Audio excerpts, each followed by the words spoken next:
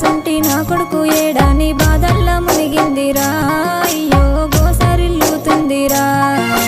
నా కొడుకు ఏడంటూ నీ తల్లి సునీత గడపల్లా కూసుందిరా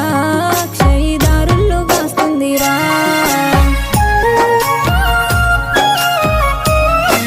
అన్నా అన్నా అంటూ నీ కొరకు చూస్తుండు ఏతో వాళ్ళొస్తావురా